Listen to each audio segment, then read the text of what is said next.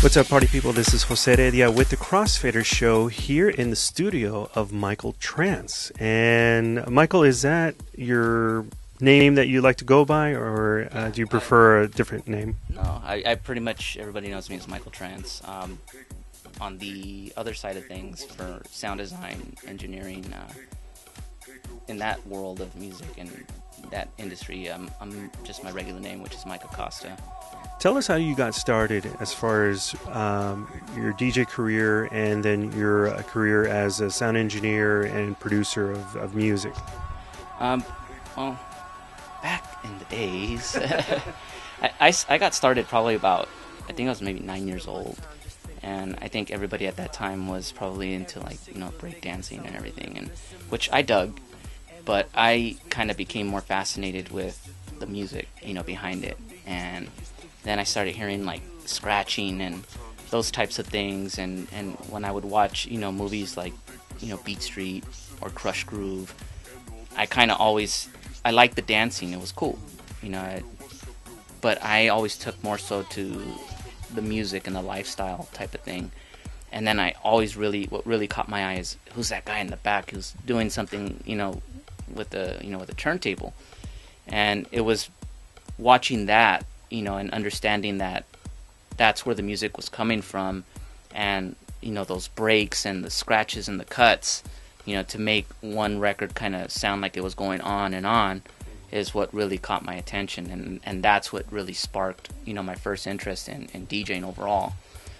Most of my family members, in fact, my father, all my uncles, even my mother, they're all musicians.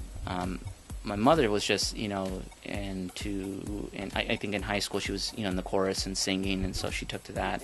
My father has always been, you know, an actual musician with playing the congas and percussion and drums.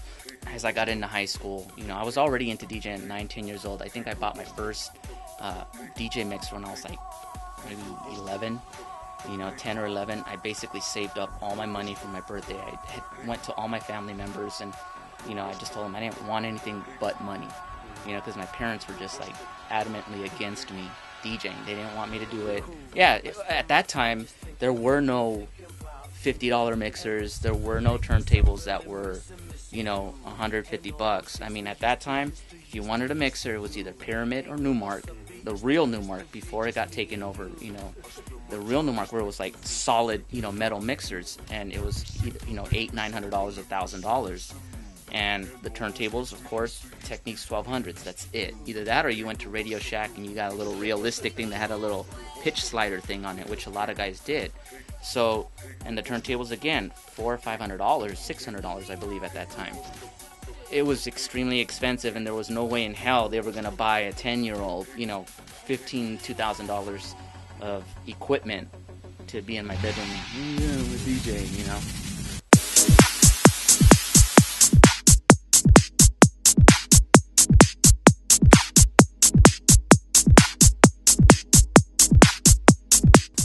And as I got into high school, I just started noticing all these flyers, and I was like, yeah, I think this is kind of cool, you know, and I was kind of always trying to look for that way into that kind of scene.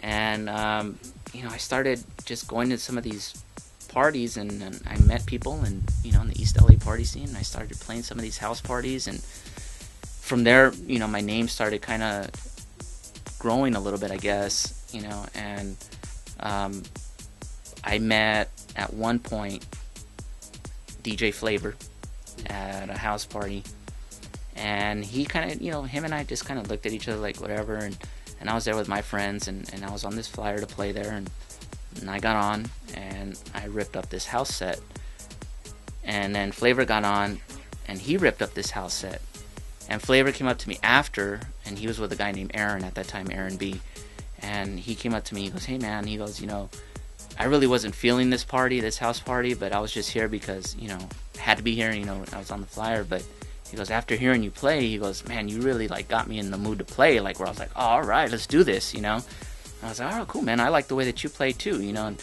so we kind of just really clicked at that point. And with Aaron, we kind of formed this, you know, promotional group at that time, which was Overworld Productions.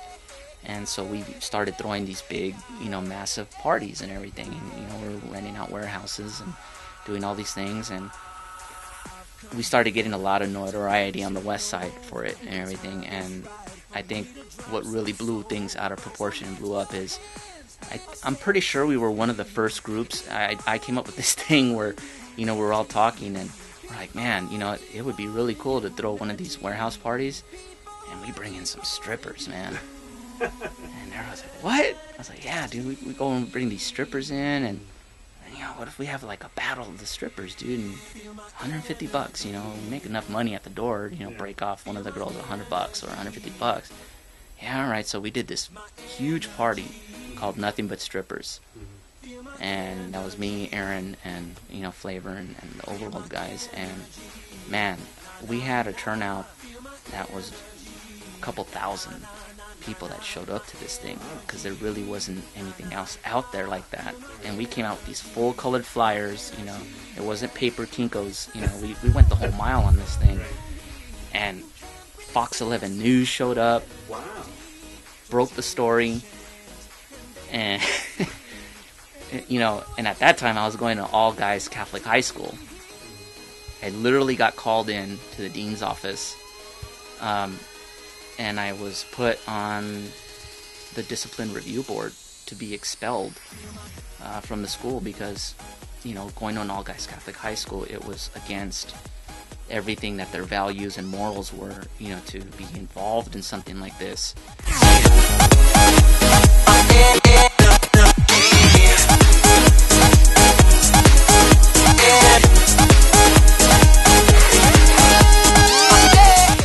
I think at one point in '95, I got into kind of doing these mixtapes, you know, and doing 4 tracks.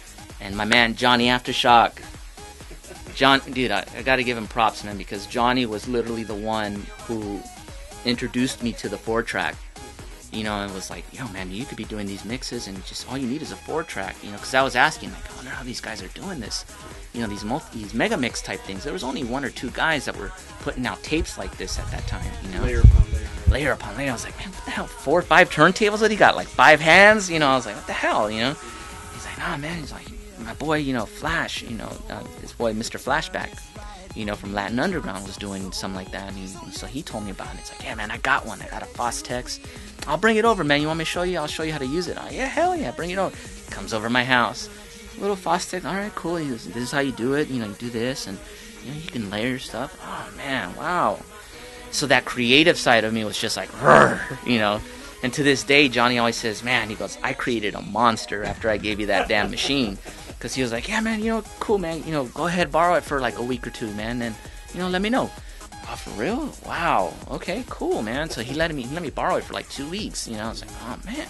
I literally lived and breathed on that thing for 2 weeks straight. Really? Just, oh, man, just going crazy on it. So I did like 2 mixtapes that were just non-stop mega mix, crazy stuff, you know. And when I released those and everything, they sold like crazy, you know. So that was just another big, you know, jump. Because, again, not too many DJs at that time were doing those kind of, you know, mixtapes and everything, you know. Feel my energy.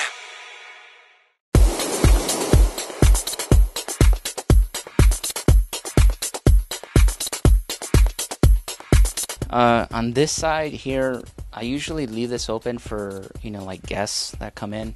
I have a Juno G up here, which is, you know, it's a 16-track MIDI sequencer. Below it is the Juno GI, just another sound source for them to use if they just want to lay down tracks in real time. In other words, because it's got a 8-track audio recorder on it, so there is no MIDI sequencing on it or anything like that. It's just real simple. Over here, I got a classic TR-707 drum machine. The Rico Suave TR-707. Yeah, right here I got my MV-8800. So over here is our main working area. Pretty much right here is where I spend all my time. I have the Gaia synthesizer as a, you know, controller and everything, and I do use it for some synth sounds and things like that. You know, I got a core controller up here again for mapping the knobs and using Native Instruments, you know, core and everything for layering and creating a lot of custom sounds as well. We have Native Instruments machine, pad controller. Okay, and moving right along here, You know, I have the Phantom G6 here. Of course, obviously, I do a lot of sound design for this keyboard as well. Right up here is one of my little babies, my pride and joy of the studio and everything. I have a lot of other stuff, man, that's in storage. I don't even have all the room to have everything in here, but yeah, this is my Moog Little Fatty Stage 2 edition. So definitely 100% analog fatness here. Moving over here, I mean, we basically have the Mac, you know, the heart of the studio here is the Mac Pro. You know, we have this thing really maxed out pretty much all the way. We have about 32 gigs of RAM in it. I got like three 1 terabyte hard drives that are sitting in it. This is pretty much the heart and brain of everything that's happening in here. Pretty much right here is in the rack system here. This is pretty much all the essential stuff that I use on a daily basis. You know, we have our audio interface over here. So we're using the RME Fireface 800. We have our mic pre. I'm using a Focusrite ISA 220.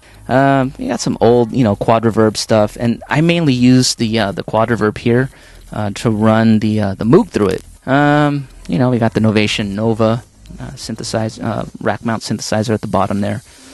You know, we have our dangerous audio summing here. So if some of you don't know what summing is about, pretty much you can take all of your analog stuff, run it through this, it sums it, and then you could send it back into the DAW world so that you can still retain a very, very thick, heavy sound. You know, to retain. That's basically what the big argument is. We have the Dave Smith little mofo here.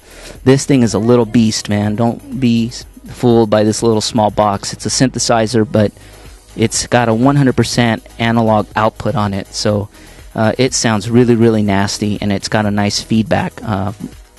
No, this is the Alpha Track, man. This is actually, I tend to use this when I'm doing a lot of vocal tracking in Pro Tools, because this is then the control surface for controlling the transport controls and faders. And pretty much over here, I don't use this that much anymore. I don't have that much time. But when I do get a chance to just, you know, if I feel like practicing or just playing in my headphones, then, you know, I pretty much have the DJ set up over here, you know, two 1200s. I got a Allen and Heath Zone 22 mixer, which I love to death. They have the best EQs and and analog filters on there, so, you know, got the Serato thing running. This is just one of the mics that I use out of many and everything for track. Yeah, it's the new Blue Spark microphone. You know, and this is the Reflexion filter that we use. If you don't have a vocal booth, I do have a vocal booth, and you know, but if you don't have a vocal booth, definitely having one of these Reflexion filters from SE Electronics will help you out. That's pretty much. Oh, the red couch.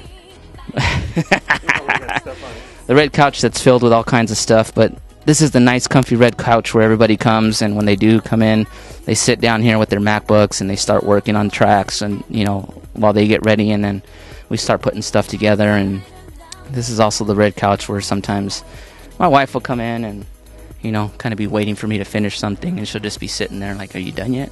Are you done yet?